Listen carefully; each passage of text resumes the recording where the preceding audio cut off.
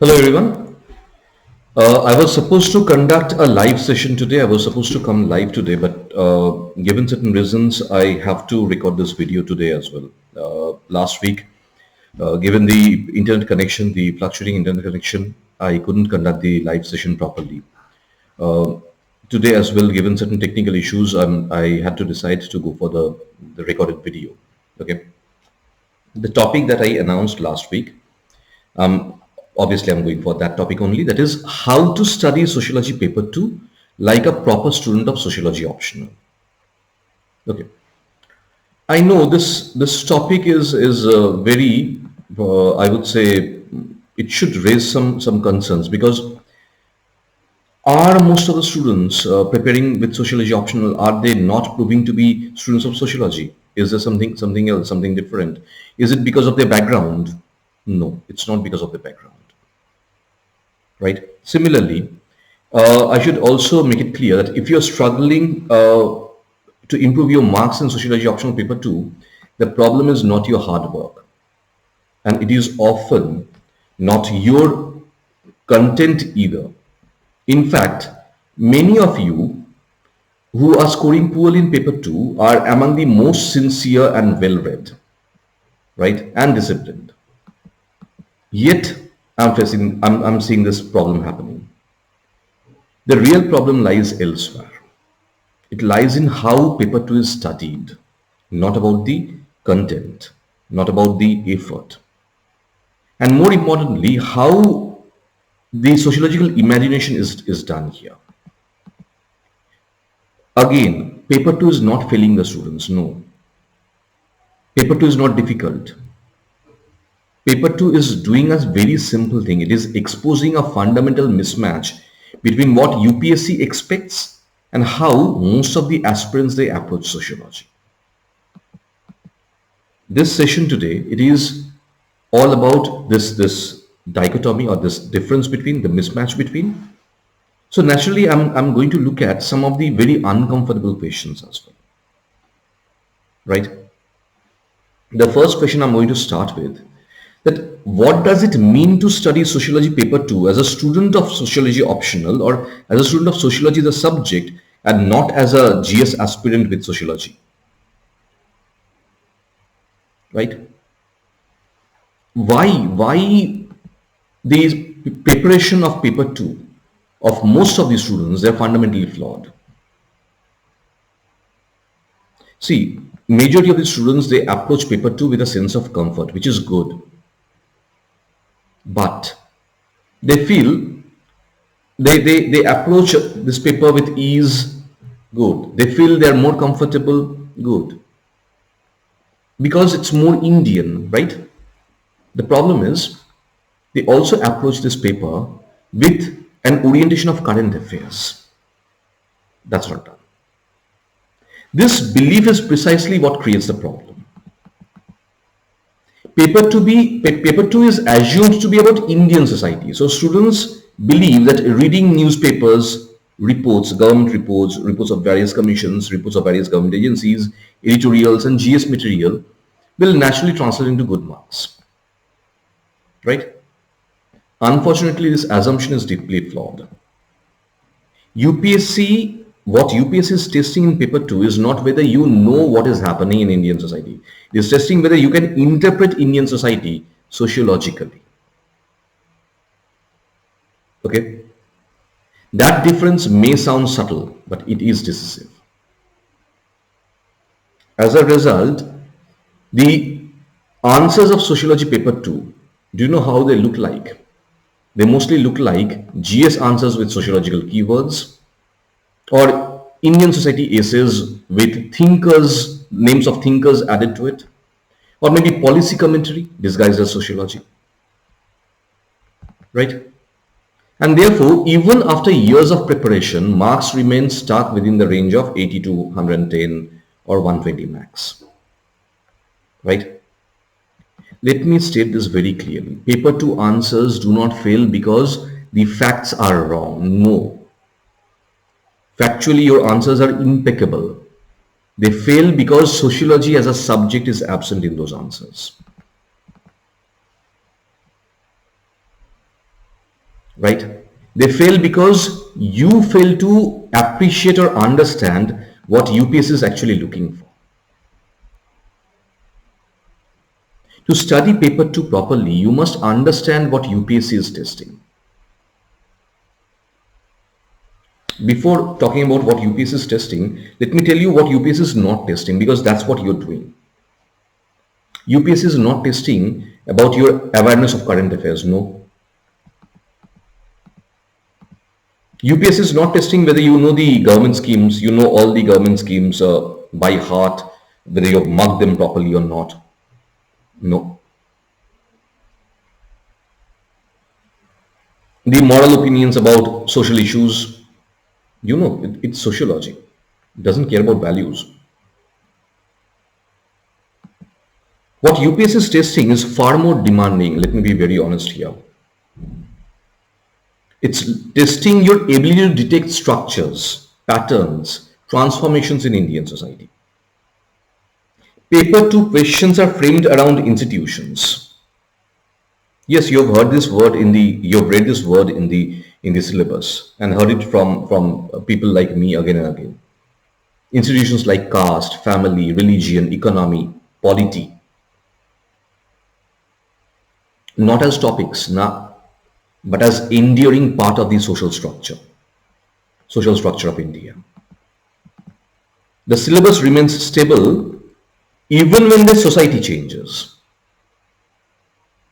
Change is the only constant. So change is happening in Indian society.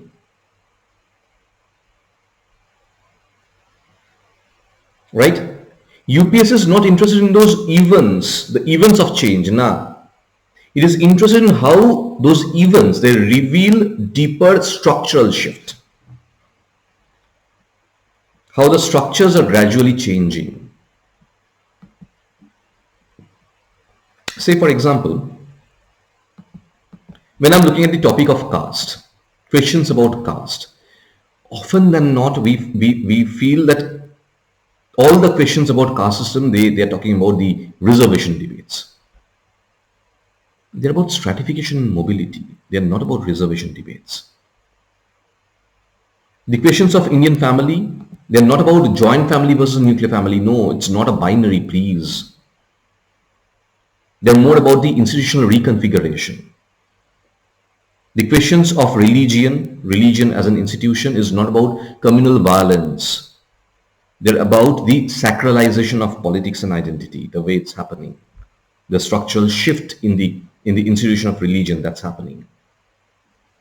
Right? Paper 2 demands analytical continuity. It's not about a descriptive way of writing. I don't know whether I'm being able to hit the point straight or not. Let's look at the core mistakes you're doing. Sorry.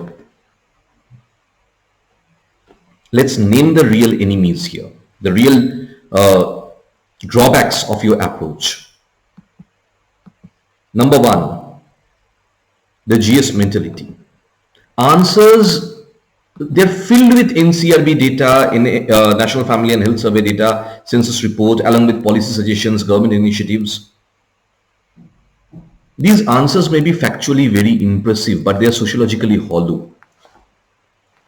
Last Friday and Saturday, I think I wrote 2 micro notes on these, and I've shared them in the Telegram channels and Telegram groups. I'll also put them here in the description. Okay. Next, the journalistic mentality. Students focus on events, incidents, case narratives. Answers become collection of examples without abstraction. Sociology practically disappears here. The very question, the sociological why, it disappears behind storytelling. This is not a newspaper report. This is an answer of sociology optional subject, which would be requiring the sociological why, the analysis. And the third major problem that I'm looking at, the coaching notes mentality.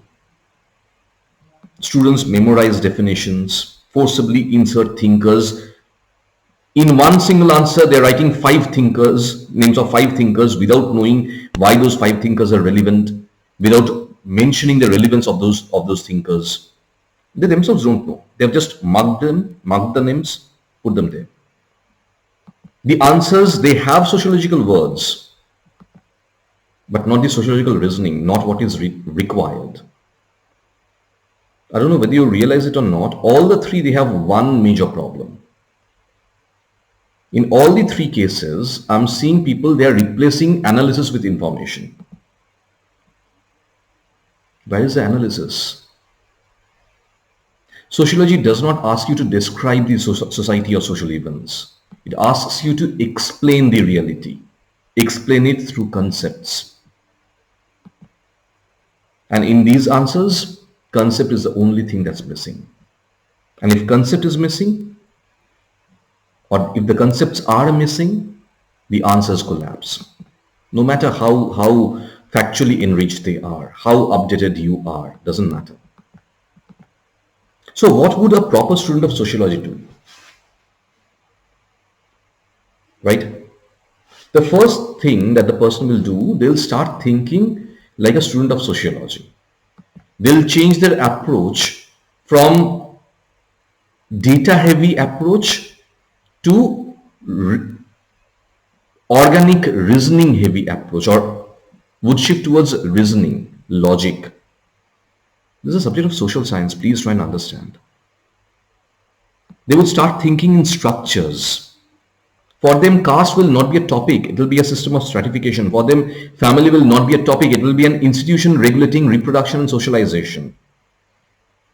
Religion will not be a topic. It will be a system of meaning and legitimacy.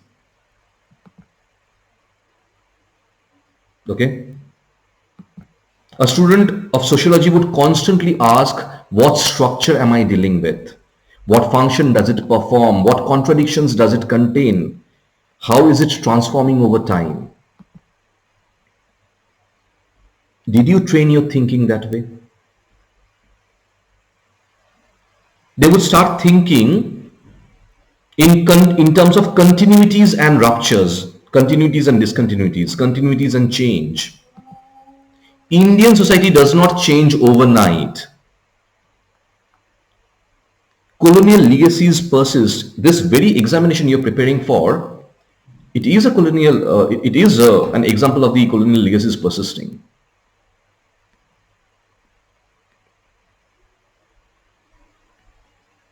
Traditional institutions, they adapt. Modernity does not erase hierarchy, it reshapes it.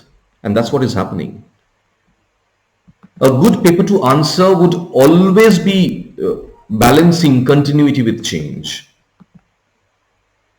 And third difference in terms of changing, in terms of thinking, the third change that I'm looking at is in terms of levels. The person will learn to move between the macro structures like state and economy, meso institutions like caste groups, communities, micro practices like everyday behavior and identity.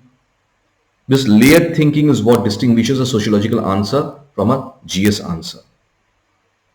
Let me repeat it because it matters. Paper 2 rewards layered thinking, not loud writing, not a data heavy writing. I would have loved to introduce another topic here, that is introducing thinkers of paper 1 into paper 2. I'm going to record and share a separate video on this. It will be a short video, but I'm not going to do it here. That's another way. That's another thing that can be done differently. Right? So how to study paper 2 practically on a daily basis? First, read the syllabus horizontally. Do not isolate the topics. Trace caste, right?